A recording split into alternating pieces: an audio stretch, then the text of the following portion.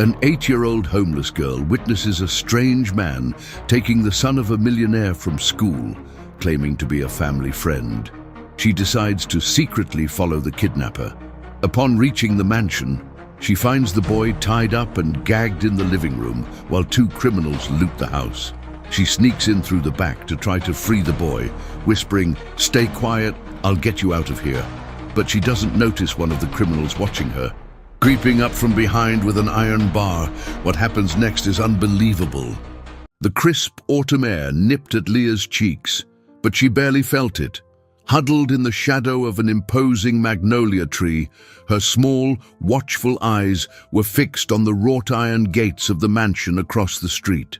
To her, that place wasn't just a house. It was a castle from a distant fairy tale, a parallel universe where cold and hunger didn't exist. The golden lights spilling from the tall windows seemed warm, promising a safety she only knew in dreams. Every day, around the same time, she would post up there, invisible to the world, waiting for the brief moment that lit up her grey day. That was the moment Mr. Arthur, the owner of the fortune that built that stone fortress, left for work. He was a tall man with broad shoulders, always dressed in suits that looked like they cost more than Leah would see in a lifetime. But it wasn't his money that fascinated her, it was his kindness. Almost every morning as he drove past, he would see her. His eyes, often tired from the long hours spent managing his business and investments, would meet hers. A faint smile would appear on his face, and for an instant, he seemed to truly see the 8-year-old girl, not just a shadow on the sidewalk. Sometimes he'd lower the window and hand her a shiny coin or a warm pastry that was still fresh from the bakery. To him, it was a small gesture, a drop of kindness in his ocean of wealth. To Leah, it was proof that humanity still existed. It was the warmth that kept her going for hours, the certainty that she would have something to eat. Her loyalty to him was silent, deep, and unwavering, forged in these small acts of compassion. She watched the family's routine like a secret guardian, feeling a strange sense of belonging from a distance. But today, something was different. The air was heavier, charged with a tension Leah could feel in her bones. Mr. Arthur came out the main door, not with his usual firm, decisive stride, but with an anxious haste. He was talking on the phone, his voice muffled by the distance, but his face was tight with a mask of worry. Leah saw him say goodbye to his son's nanny, Mrs. Gable, a woman with white hair and a gentle smile who always walked little Leo to the school car. Only today, it wasn't Mrs. Gable. It was a younger woman who seemed nervous and left in a hurry, coughing discreetly into a handkerchief. A substitute. Leah frowned. Mrs. Gable never missed a day. The millionaire knelt to hug his son, Leo, a boy Leah's age with blonde hair and curious eyes. The hug was longer, tighter than usual. The kind of hug that doesn't want to let go. Mr. Arthur finally stood up and his eyes swept the street, landing on Leah. For a moment, the worry on his face seemed to deepen. He walked to the gate, opening a small gap. "Kid," he said, his voice deep and a little hoarse, "take care of yourself, okay?" Instead of a coin, he held out a folded bill. Leah took it, feeling the strange, soft paper in her calloused fingers. It was much more than he usually gave. It was a silent request, a shared premonition. He got into the gleaming black car and drove off, leaving a disturbing silence behind. Leo waved from the window, a small, lonely gesture, before the housekeeper led him back inside. Leah remained motionless, the bill clutched in her hand, her heart beating out of rhythm. The feeling that something was terribly wrong was like a stone in her stomach. That's when her eyes were drawn to a plain grey sedan parked at the end of the street. It had been there for almost an hour. Inside, 2 dark silhouettes watched the house in silence, waiting, and Leah knew, with the chilling certainty the street teaches, that Mr. Arthur's departure had not gone unnoticed. The bill in Leah's hand suddenly felt like it was burning. Instinct, sharpened by years of survival on the streets, screamed that the money wasn't a gift, but a warning. The grey car remained still, a metal panther crouched in the concrete jungle, waiting for the right moment to pounce. For a moment, the girl thought about running, buying some warm bread, maybe some hot soup to warm her body, and finding a dry shelter before the rain promised by the leaden sky arrived. It was the logical choice, the choice of survival, but the image of Mr. Arthur's worried face and the tight hug he gave his son wouldn't leave her mind. That man, who had a fortune capable of buying entire city blocks, had trusted her with a look, a silent plea that transcended the barrier between their vastly different realities. She couldn't just turn her back. The loyalty she felt was an invisible thread, but it was strong as steel. She saw the substitute housekeeper bring Leo back to the gate. The boy seemed smaller and more vulnerable without his father's reassuring presence. Shortly after dinner, a black town car, different from the one that had taken Mr. Arthur, pulled up in front of the mansion. It was the school driver, a man with a friendly face Leah saw every morning. Leo climbed into the back seat, waving a quick goodbye to the empty house. As soon as the school car turned the corner, the engine of the grey sedan purred softly to life. It pulled away from the curb with a calculated calm and followed in the same direction, maintaining a safe but unmistakable distance. Leah's heart leaped into her throat. It wasn't a coincidence. The stone in her stomach turned into a block of ice. She didn't think, she just acted. Folding the bill and tucking it into the frayed pocket of her coat, Leah began to run. Her thin legs moved her with a silent agility, the result of a lifetime of dodging dangers and unwanted glances. She knew the shortcuts, the narrow alleys, and the passages behind the manicured gardens that the residents of this affluent neighborhood ignored. While the grey sedan followed the main road, Leah cut through the city's secret labyrinths, always keeping it in her line of sight. Fear was a bitter taste in her mouth, but the image of Leo's gentle smile pushed her forward. The school wasn't far, and she arrived, breathless, just in time to hide behind a hedge overlooking the playground, a vantage point she had used before to watch the children play in a world that wasn't hers. The hours dragged on. Leah watched the gates, her stomach rumbling, anxiety mounting with each minute. Finally the bell rang, and the boisterous joy of children flooded the yard. They came out in groups, meeting parents, mothers, and nannies. Leo appeared, his blue backpack bouncing on his shoulders. He waited near the gate, searching for the driver's familiar face. That's when the man from the grey sedan appeared. He was of medium height, wore simple clothes, and had a smile that didn't reach his cold, calculating eyes. He approached Leo with a frightening confidence. "Leo, your dad, Mr. Arthur, asked me to come pick you up. Something came up," he said, his voice calm and persuasive. Leo hesitated, his blue eyes wide with uncertainty. "He told me to tell you the secret word. Champ. Remember, it's what he calls you when you guys play ball." The boy relaxed visibly. An innocent smile bloomed on his face.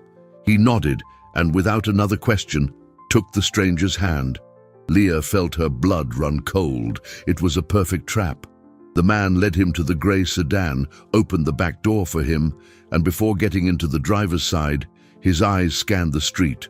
For one terrifying second, his gaze seemed to meet Leah's, hidden among the leaves. He couldn't have seen her, he couldn't have. The car drove off, and Leah knew every second was precious. She launched herself from her hiding spot, her heart hammering against her ribs, a desperate decision forming in her mind. She had to follow them, no matter the cost. The grey sedan sped up, disappearing around the next corner. For a moment, panic threatened to paralyze Leah. How could a girl on foot follow a moving vehicle? The distance between them grew with each second, and hope seemed to vanish like smoke. That's when her gaze fell on a bicycle leaning against a post, forgotten, with a half-flat tire and a rusty chain. It wasn't much, but it was the only chance she had. Without hesitation, she ran to it, jumped on the worn seat, and began to pedal with the force of a hurricane. Her legs ached, her lungs burned, but she wouldn't let herself stop. The street had taught Leah that opportunities were rare and had to be seized with both hands. Each push of the pedal was an act of defiance against the helplessness she felt. Luck, or perhaps fate, was on her side. The afternoon traffic was starting to build, forcing the grey sedan to slow down in a tangle of other vehicles.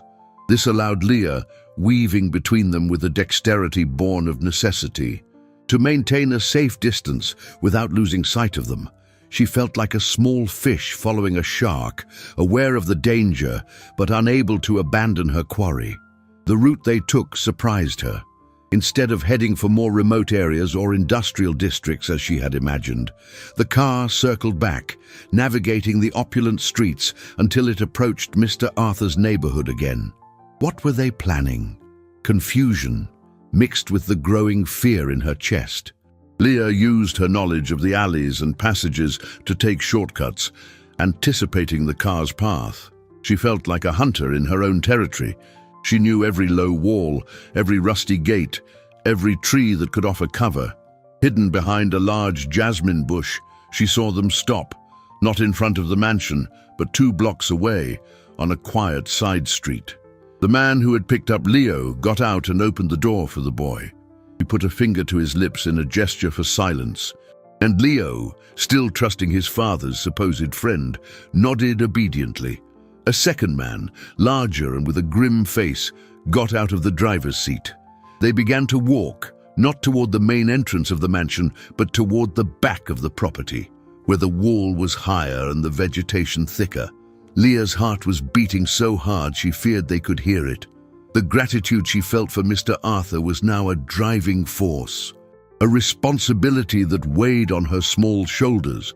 She was nobody, she had nothing, but that man had been kind to her. He had seen her, and that was all that mattered. Helping him wasn't a choice, it was a duty. With the care of a wild animal, she abandoned the bicycle and began to follow them, moving in the shadows, from one hiding place to another. The air seemed colder now, the silence of the elegant street sinister. She watched as the larger man took a metal object from his pocket and skillfully worked on the lock of a small service gate that led to the back garden. A soft click echoed in the afternoon quiet. The gate swung open. They entered, taking Leo with them, and disappeared into the lush greenery of the garden. Leah waited, her body as tense as a violin string, counting to 100. Each number was a battle against the urge to run and scream. But scream to whom? No one would believe her. She was just a street kid. There had to be another way. With her heart in her mouth, she approached the half-open gate. The great house rose before her, silent and imposing, oblivious to the danger now nesting within its walls. The scent of the garden roses seemed sweet and sickening. She knew that entering was crossing a line from which there might be no return. The risk was immense, but the image of Leo's trusting face, being led into the unknown, was a more powerful incentive than any fear. Taking a deep breath, Leah slipped through the gap in the gate and entered the world she had once only admired from afar, a world that had just become a death trap. The mansion's garden was a labyrinth of beauty and silence. Perfectly trimmed hedges formed green corridors, and marble fountains whispered secrets to stone angel statues. For Leah, accustomed to the grey harshness of the streets, the place was both breathtakingly beautiful and terrifying. Every step she took on the soft grass seemed to echo in her mind, a sound far too loud in the oppressive stillness. She moved with the caution of someone invading sacred territory, her body close to the flowering shrubs, her eyes scanning every window, every shadow. Fear was a physical presence, a tight knot in her throat, but determination kept it in check. She had to find out what was happening. She had to find Leo. Following the gravel path that wound through the garden, she reached the back of the house.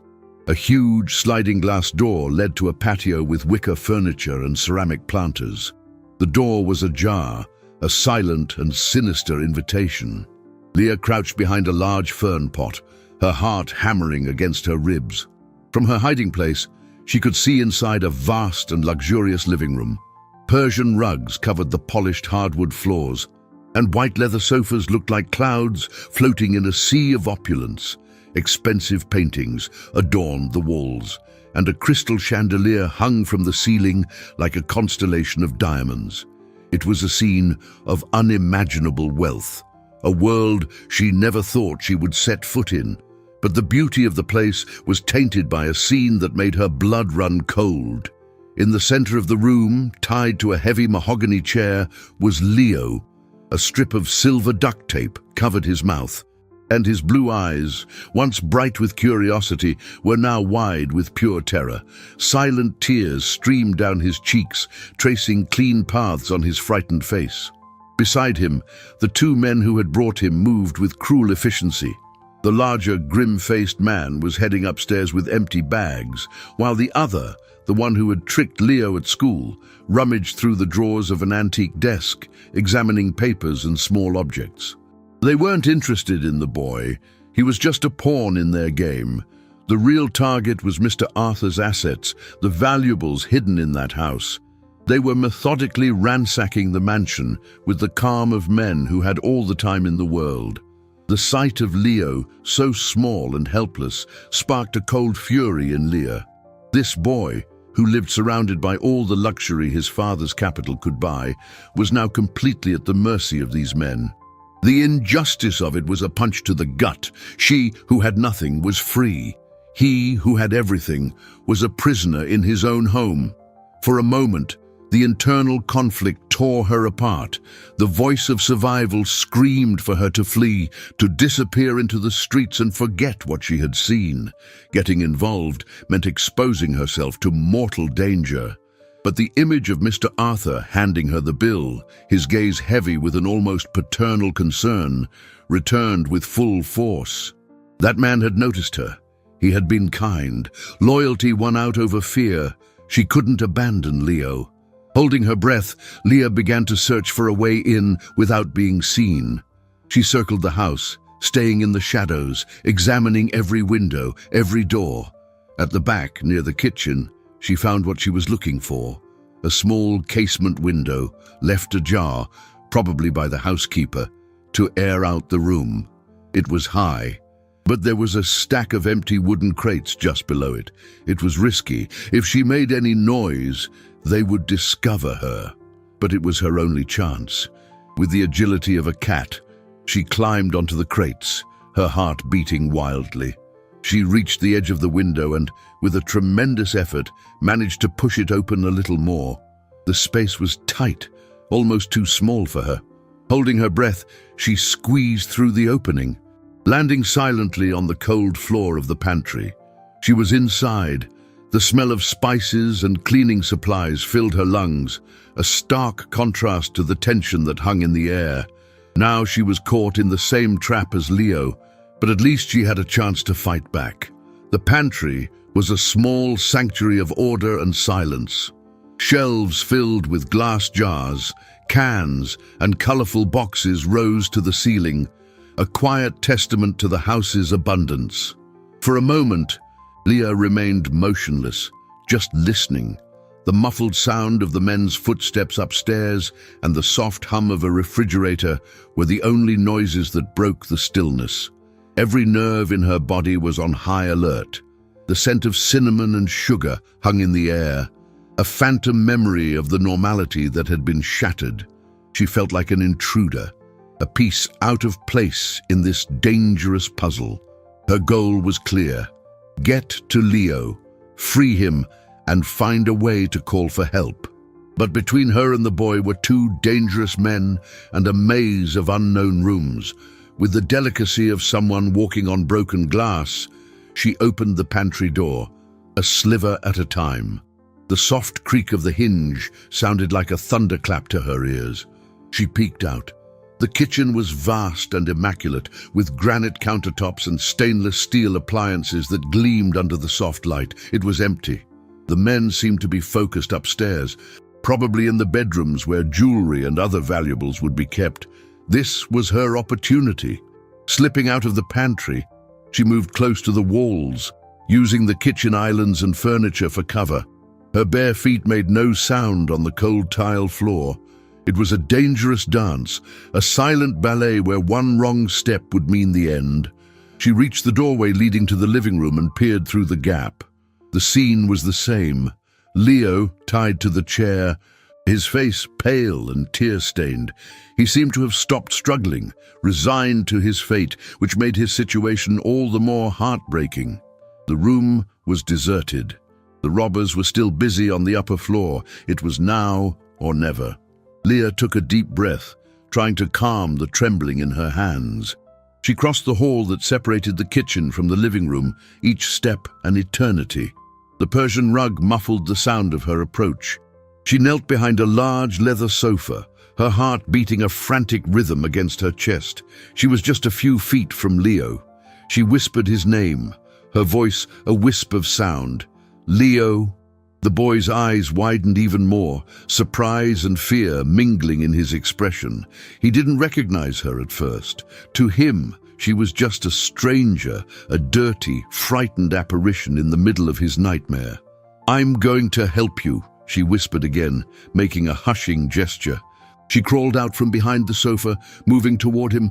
Her small, nimble fingers began to work on the tight knots that bound his hands to the back of the chair. The ropes were thick, and the knot was well tied. It was slow, frustrating work. Every second felt like an hour. The sound of footsteps upstairs made her freeze. They were coming down. She pulled harder, urgency giving her renewed strength. One of the knots began to give. Leo let out a muffled whimper from behind the duct tape, a mix of pain and hope. And then a shadow fell over them. Leah slowly raised her eyes, the blood draining from her face. Standing in the doorway, watching her in silence, was the grim-faced man. He said nothing. His eyes, cold as chips of ice, were fixed on her. A slow, cruel smile spread across his lips. He raised his hand, and in it he held a heavy iron bar he had found somewhere in the house.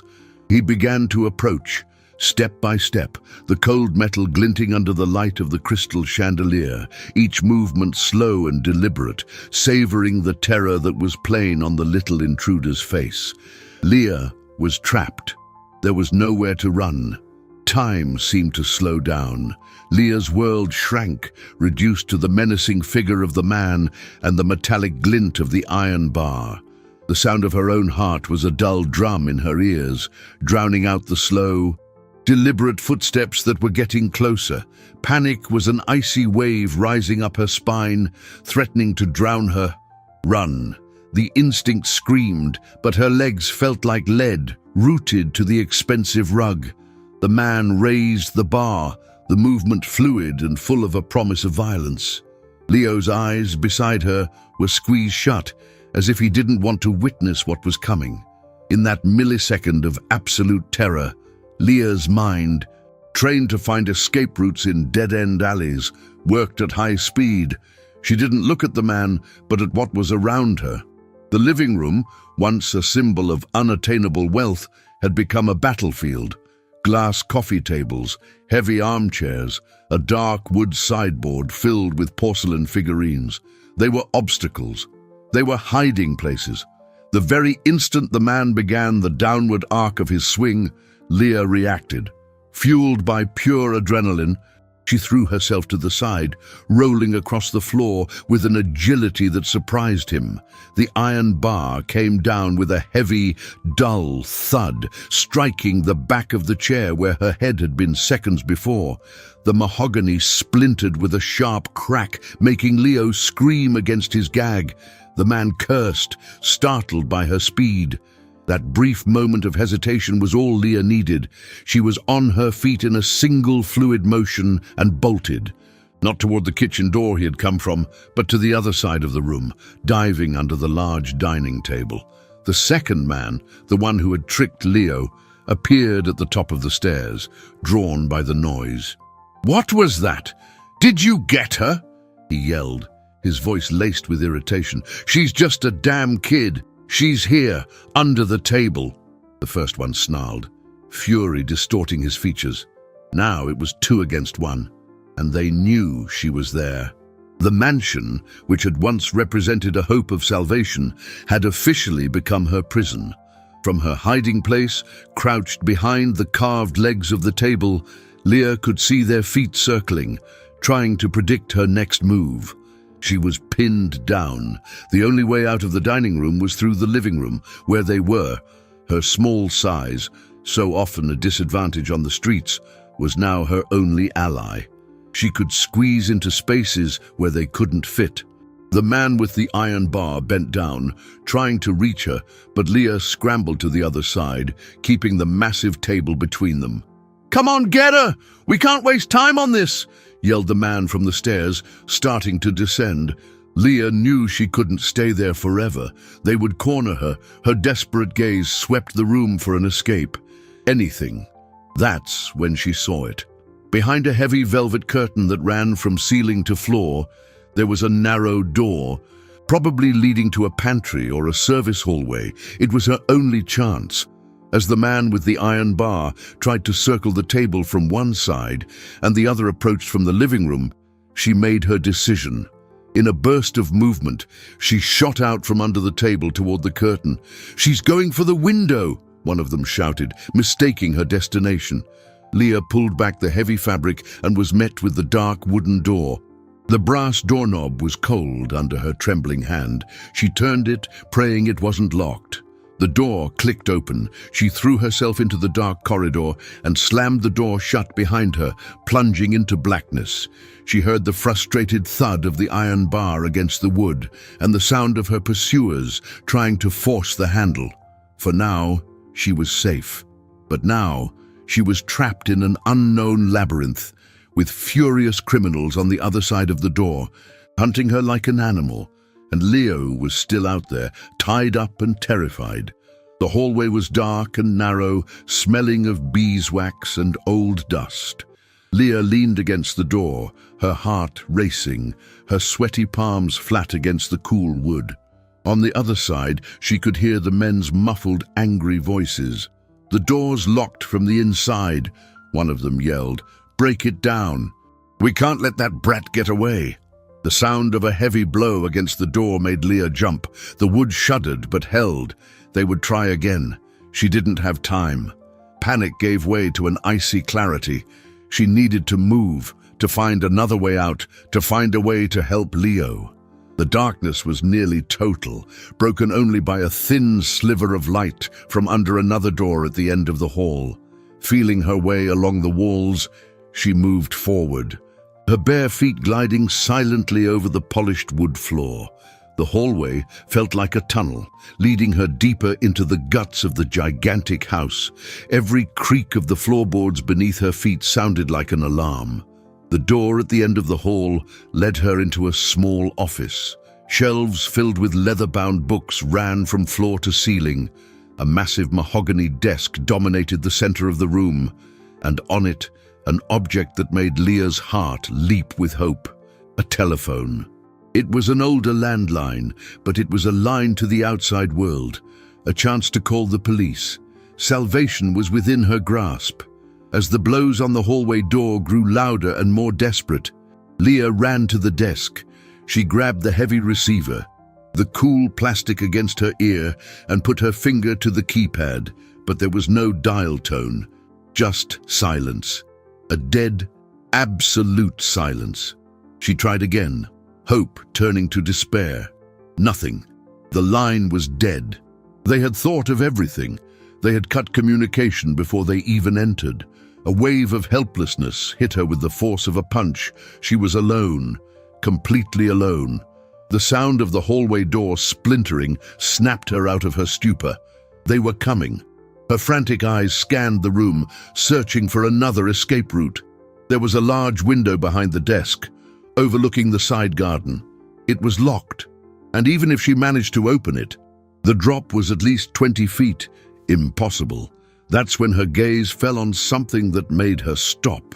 In a corner of the room, partially hidden by a green velvet armchair, was a small wall safe, its metal door slightly ajar, and next to it, on the floor, dropped as if discarded in a hurry, was a cell phone. It wasn't a new model, but it looked functional.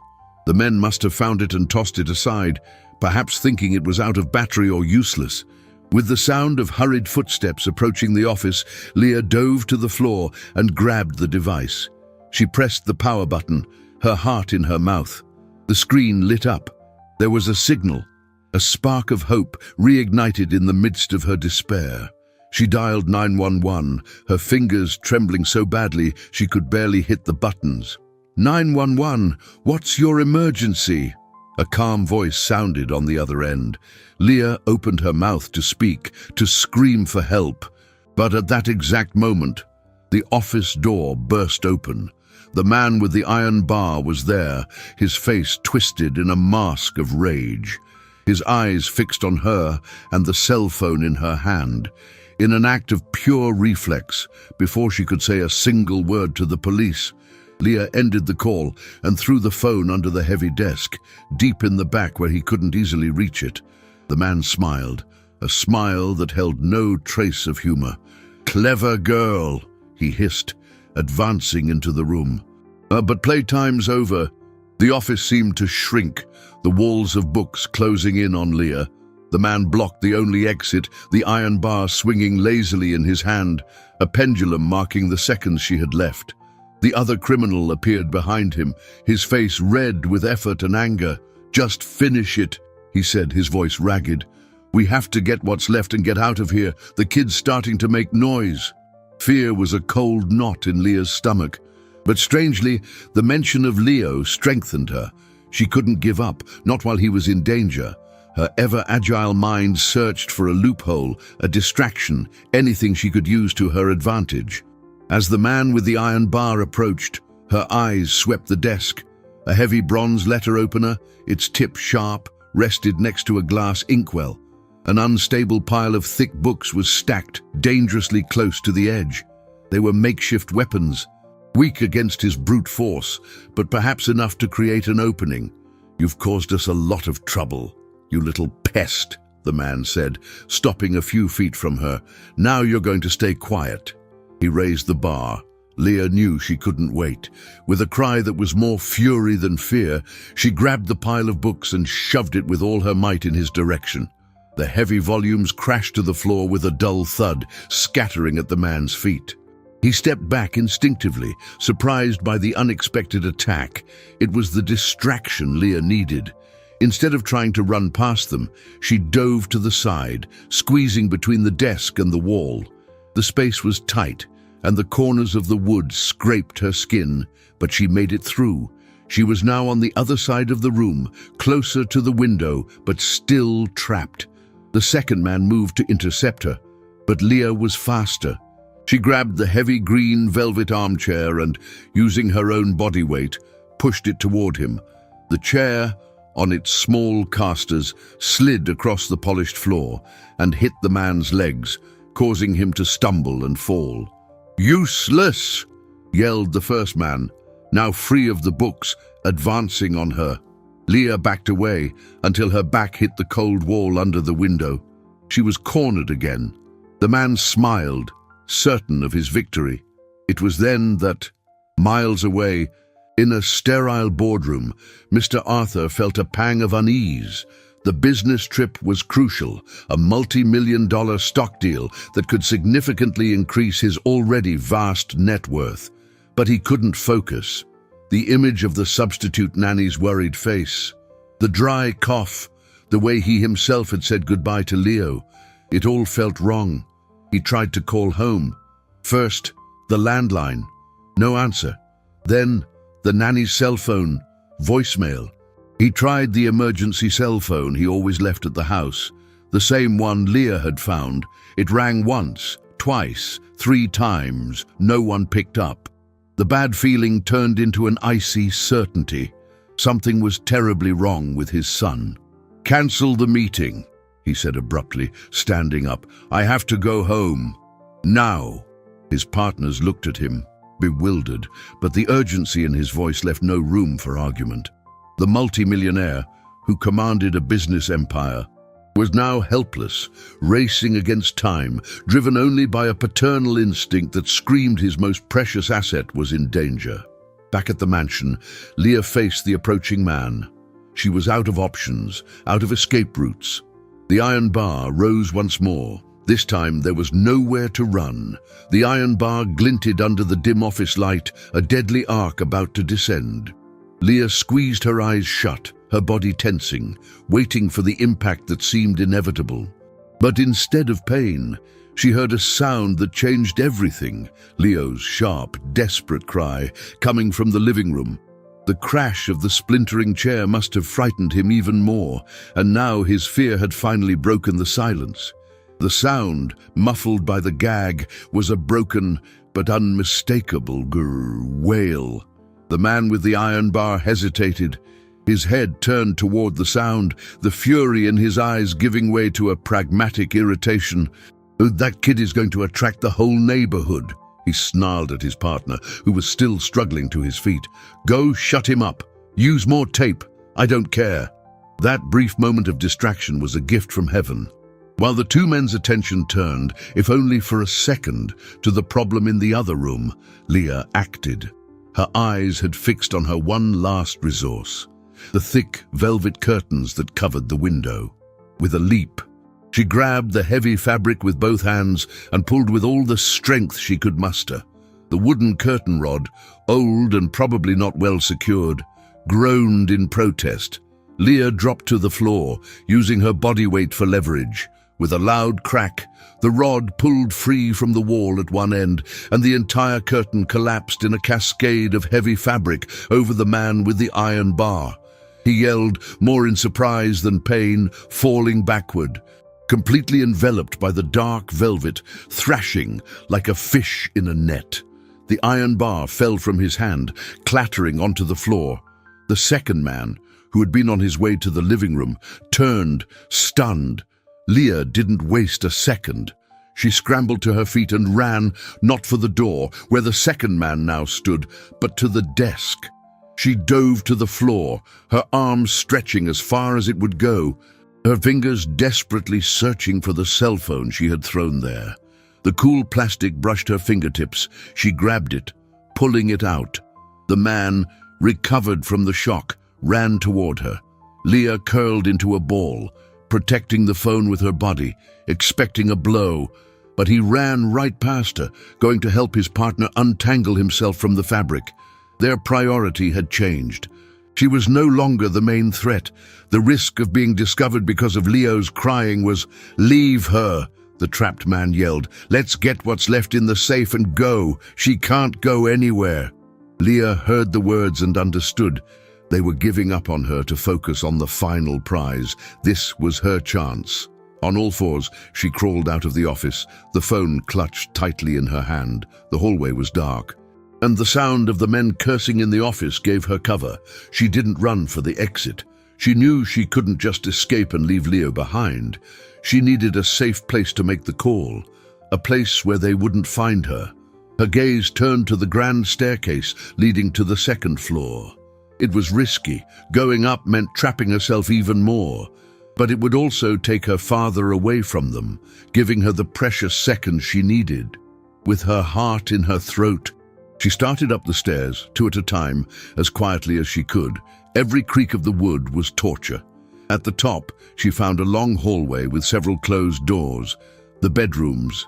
Which one would be safe? She chose the nearest door and slowly turned the handle. It was unlocked. She slipped inside, closing the door behind her with infinite care, and turned the small metal lock. She was in a guest room, luxurious and impersonal. But for now, it was a sanctuary. Trembling, she crouched on the floor beside the bed and turned the phone on again. The screen lit up, a beacon of hope in the gloom. She dialed. This time, she would not be interrupted. 911. What's your emergency? The same calm voice from before came on the line, but to Leah, it was the most beautiful sound in the world. She opened her mouth to speak, but the words wouldn't come out. A dry sob, a mixture of relief and fear, was stuck in her throat. "Mom, are you there? Can you hear me?" The voice insisted, patient. Leah swallowed hard, forcing herself to be calm. Her life and Leo's depended on the next few seconds. There are men," she whispered, her voice hoarse and shaky. "At Mr. Arthur's house. On Magnolia Lane, the big house at the top of the hill. They have his son. His name is Leo." She poured out the information, afraid the call would drop at any moment. On the other end of the line, the dispatcher's professional calm intensified. "Okay, honey, take a deep breath. Are you safe? Where are you in the house?" she asked, while in the background, Leah could hear the sound of rapid typing. "I'm upstairs, in a room. They're in the office." "Downstairs, they have an iron bar," Leah reported, the images of the attack still fresh in her mind. "They don't know I have the phone." The sound of something heavy being dragged downstairs made her flinch. They must have been moving the safe or some heavy furniture. "Units are already on their way. They'll be there in minutes. Can you stay where you are and stay quiet?" the dispatcher instructed. "Don't hang up the phone. Keep the line open, but don't say anything else unless it's absolutely necessary. Just stay hidden." Leah nodded, even though she knew the woman couldn't see her. She crawled under the bed, curling up in the dark, tight space. The scent of lavender from the sheets and the collected dust filled her nostrils. The phone, the call still active, was pressed to her ear, her only connection to the outside world. The silence on the line was reassuring. The invisible presence of help on the way, an anchor in the storm of her fear. From her hiding spot, she could hear the sounds of the house with terrifying clarity. The men's voices, now louder and filled with urgency. "Got everything? The jewelry, the watches, and those treasury bonds the boss wanted?" one asked. "Yeah, it's all here. Come on. We have to get out before someone shows up." Leah held her breath. They were getting ready to leave. But what about Leo? Would they take him or leave him behind? The uncertainty was torture. The minutes crawled by like hours. Every second was an agony. Outside, the afternoon began to fade into evening, and the shadows in the room deepened. Then she heard it. A distant sound, almost imperceptible at first, but growing with each second. Sirens, the sweetest and most terrifying sound she had ever heard. Sweet because help was coming. Terrifying because the men downstairs would hear them too. "What's that?" One of their voices sounded thick with panic. "It's the cops. How did they know? Someone must have seen us." "It's that damn girl," the other shouted, fury and fear mixed in his voice. "She must have gotten a call out. Find her. We can't leave witnesses." Leah's heart stopped. The sound of heavy, desperate footsteps echoed through the house, coming up the stairs. They were coming for her. The door to the next room was kicked in with a crash. They were searching for her, room by room. She shrank further under the bed, trying to become invisible, praying they wouldn't find her. The doorknob to her room turned violently. The door slammed against the locked deadbolt. A blow, a second. The wood began to splinter. They were going to get in. The sirens were louder now, almost deafening, but they seemed to be coming from another world. In that moment, there was only the sound of the door breaking and the certainty that her hiding place was about to be violated. The bedroom door exploded inward, shattered pieces of wood flying across the room. Light from the hallway flooded the space, casting the tall, threatening silhouette of the grim-faced man. "I know you're in here, you little rat," he yelled, his voice echoing in the room. Leah, huddled under the bed, held her breath, her whole body shaking uncontrollably. She pressed the cell phone to her chest, praying it wouldn't ring, wouldn't make a sound. On the other end of the line, the dispatcher heard everything. The tension transmitted through the open microphone. "And the team is entering the house now," she whispered, a promise that felt too far away. The man began to tear the room apart with a desperate fury. He flipped the mattress off the bed with a single violent tug, but Leah was curled deep within the wooden frame, out of his immediate line of sight.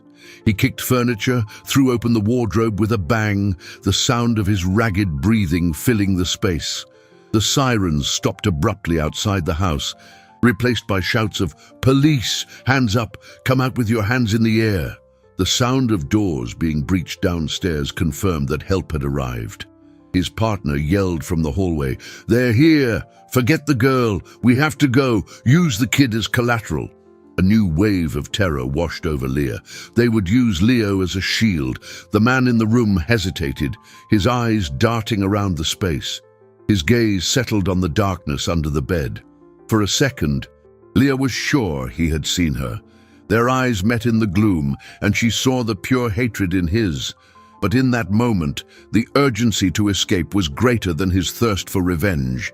With a final curse, he turned and ran from the room, storming down the stairs to join his accomplice.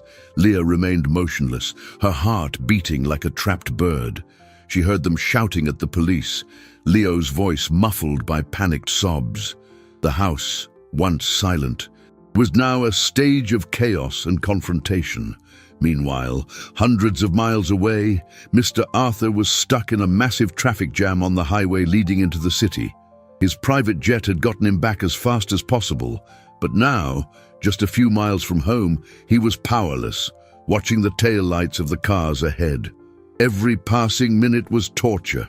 His driver was trying to find alternate routes, but the entire city seemed to be at a standstill. The car radio reported a major police operation in an affluent neighborhood, but details were scarce. Arthur gripped his cell phone so tightly his knuckles were white. The feeling of helplessness was overwhelming for a man used to being in control of everything, to moving the cash flow of major companies with a single decision. Now all his capital, all his assets were worthless. He just wanted to get to his son, back at the mansion. Leah finally found the courage to come out of her hiding place. The house was full of police officers, firm voices and heavy footsteps. She cautiously descended the stairs, the cell phone still in her hand. In the living room, the scene was one of controlled chaos.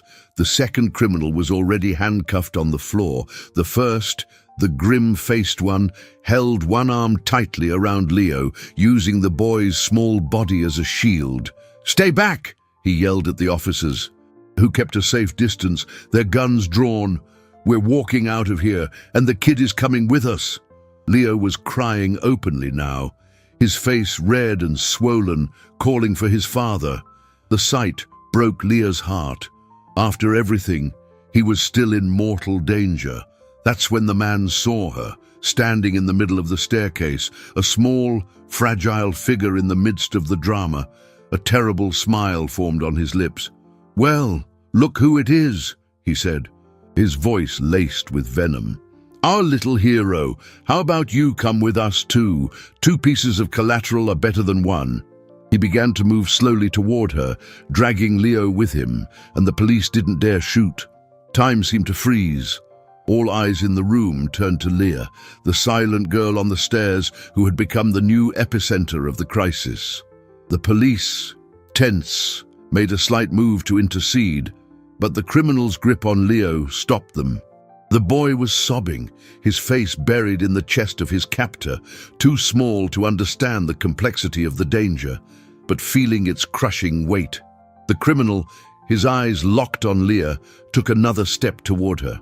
"Come on, get down here. Don't make me come up there," he said, his voice low and threatening, a promise of violence that hung in the air, thicker than the dust raised by the invasion. Leah's heart was beating an erratic rhythm, a mix of terror and a strange, cold determination. She looked at Leo's terrified face, at the calculating eyes of the police, and at the triumphant expression of the man who was cornering her. The street had taught her to read people, to identify the weakness behind the bravado, and she saw something in his eyes, desperation. He was in a dead end, and he was using his cruelty as his last weapon.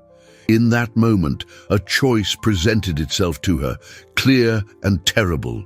Run, back upstairs to the relative safety of a locked room, or stay and fight, not with force, but with the only tool she had, her wits. She glanced at the nearest police officer, a man with graying hair and a weary face. Their eyes met for a fraction of a second, a silent, desperate communication. She took a step down, then another. The criminal smiled, believing she was surrendering. "That's right, smart girl," he muttered, starting to move to intercept her at the base of the stairs, dragging Leo with him. But Leah wasn't looking at him. Her gaze was fixed on something behind him, near the grand marble fireplace. It was a heavy, cast-iron fireplace poker, left out of its stand.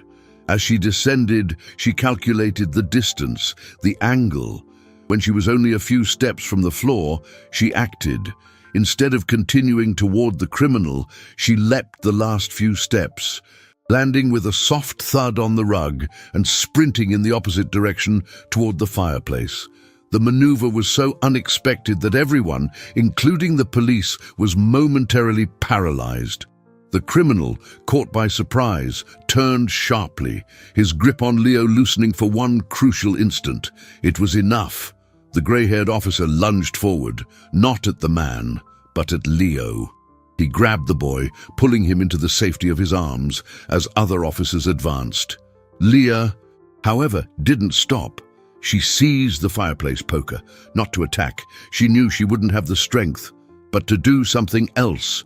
With a scream that released all the fear and fury she had held inside, she turned and hurled the heavy iron object with all her might at the glass front of the enormous mahogany curio cabinet that held the family's porcelain collection. The sound of shattering glass was explosive, deafening. Thousands of shards rained onto the floor, and the delicate figurines fell, breaking with a series of sharp cracks and pops. The distraction was total. The criminal, who was about to lunge at the officer who had saved Leo, turned instinctively toward the noise. In that exact second, the officers swarmed him, tackling him to the ground with overwhelming force. The sound of handcuffs clicking shut echoed in the suddenly silent room. The immediate danger had passed. Leo, now safe in the officer's arms, stared at Leah with wide eyes, a mixture of awe and shock. Leah remained standing, her chest heaving, the poker lying at her feet amidst the wreckage of glass and porcelain. She had made her choice. She had stayed.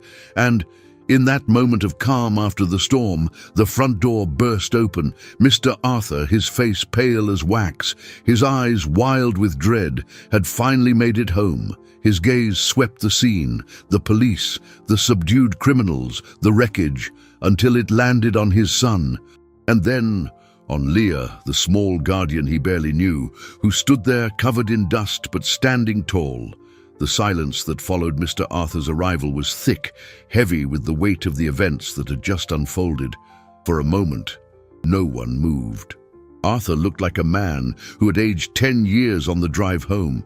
His eyes, which Leah had always seen as calm and controlled, now reflected an abyss of fear and relief. "Leo," he whispered, his voice cracking, and then he ran toward his son. The officer handed the boy into his father's arms, and Arthur hugged him with a desperate strength, burying his face in his son's blonde hair, murmuring his name over and over like a mantra. Leo, finally safe in the arms he knew, began to cry, no longer from fear, but from overwhelming relief. Leah watched the scene from a distance, suddenly feeling like an outsider.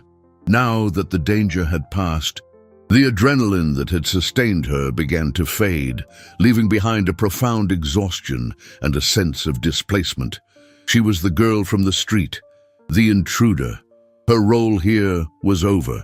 She took a step back, planning to slip out of the house, to disappear into the falling night, to return to the world of shadows she knew. But before she could move, the gray-haired police officer placed a gentle hand on her shoulder. "Hang on a minute, young lady," he said, his voice soft. "I think the boy's father is going to want to thank you."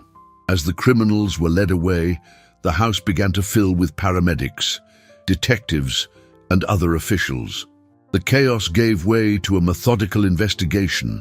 It was during the initial questioning that the most shocking revelation came to light. One of the criminal's cell phones, examined on the spot, contained a text exchange with a single number. A contact saved as insider. The messages detailed the family's routine, the nanny's sudden illness, Arthur's business trip. The betrayal had come from within. A quick check of phone records revealed the informant's identity. It was the substitute nanny, the nervous-looking woman Leah had seen earlier. She was a distant relative of one of the criminals and had been a key part of the plan, creating the perfect opportunity for the invasion. The news hit Arthur like a second blow. The betrayal by someone he had trusted, even for a short time, was a profound violation. But the revelation also explained the perfection of the plan, the knowledge of Leo's secret word. The organization behind the crime was bigger than it seemed. After making sure Leo was okay, checked over by paramedics and wrapped in a warm blanket, Arthur turned to Leah. He approached slowly, his eyes taking in the small, dusty girl. Noticing the scratches on her arms and the tear in her coat, he knelt in front of her, bringing himself to her eye level. "You," he began, his voice failing him. "You saved my son." It wasn't a question. It was a statement of fact, spoken with a reverence that made Leah feel awkward. She just shook her head, unable to find the words. Arthur held out his hand, not to touch her, but as a gesture of peace. "I saw you every day across the street. I never knew your name." "Leah," she whispered, her voice barely audible. "Leah," he repeated. "They told me what you did, that you followed them, that you came in here, that you risked everything." The gratitude on his face was so intense it was almost painful to look at, but mixed with the gratitude was a growing concern. "These men, they saw you. They know who you are. Going back to the streets, it's not safe for you now." He was right. Saving Leo had exposed her. She had become a witness, a face they would never forget. Her first victory had come at a terrible price, the loss of her anonymity, of her invisibility, which had been her shield for so long. The safety of the shadows was gone forever. Arthur's realization hung in the air, a cold, undeniable truth. The street, which had always been Leah's only home, hostile but familiar, had now become the most dangerous place in the world for her. The criminal organization would not forgive her. She saw her future narrow, the alleys and backways she knew transforming into deadly traps. The despair she had kept at bay throughout the entire ordeal threatened to finally consume her. She was alone, more exposed and vulnerable than ever before. It was then that Arthur did something that would change the course of her life forever. He looked at his son, who was now beside him, holding his hand tightly, and then he looked back at Leah. "So you're not going back to the streets," he said, not as a suggestion, but as a decree.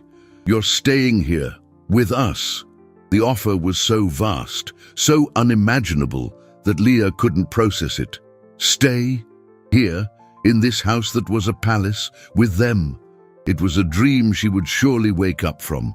But the sincerity in Arthur's eyes was unwavering. "What you did today," he continued, his voice thick with emotion, "it was more than bravery. It was loyalty. You protected my family. Now it's my turn to protect you. I will use every resource, every penny of my fortune to make sure you are safe." It wasn't just an offer of shelter. It was a promise of protection, a fortress of security built on a father's gratitude. That night, for the first time in her life, Leah slept in a real bed with soft sheets and a warm blanket. In the guest room that had been her refuge just hours before, sleep didn't come easily, her mind still spinning with the echoes of fear, but beneath the exhaustion, a tiny seed of hope was beginning to sprout. In the weeks that followed, the mansion transformed. The traces of terror were slowly erased. The office door was repaired, the porcelain cabinet was replaced, and the tense silence gave way to a new, hesitant sound, the sound of two children learning to share a home. The transition was not without its challenges. Leah, used to solitude and self-sufficiency, had to learn to trust. Leo, recovering from the trauma, found in Leah an unexpected source of strength and admiration. Their friendship blossomed in the fertile ground of shared experience, a bond forged in the fire of danger. They played in the garden, where Leah had hidden, ran through the hallways she had once crept through in terrified silence, and watched movies in the living room that had once been a prison. Arthur was true to his word. He began the legal process of becoming Leah's guardian, and later, of officially adopting her. His fortune, once a means to accumulate more wealth and power, became a tool to build a new family. He hired the best lawyers to ensure every member of the criminal organization was brought to justice. Dismantling the network that threatened her, Leah was no longer invisible. She had a name, a home, a father, and a brother. 3 weeks after that fateful day, Leah and Leo were sitting on the back lawn, the afternoon sun warming their faces. Leo was showing her how to assemble a small model airplane, their heads close together in concentration. Arthur watched them from the kitchen window, a faint smile on his face. The house, which had nearly been the stage for a tragedy, now echoed with laughter. The wealth he had worked so hard to build in stocks, businesses, and investments suddenly seemed secondary. The true inheritance, the most valuable asset, was right there in his garden. A girl who lived in the shadows had taught a multi-millionaire the true meaning of net worth. She, who had nothing, had given him everything that mattered. One child's courage had not only saved another's life, but had rewritten the destiny of them all, proving that the strongest family is sometimes born not of blood, but of bravery and gratitude.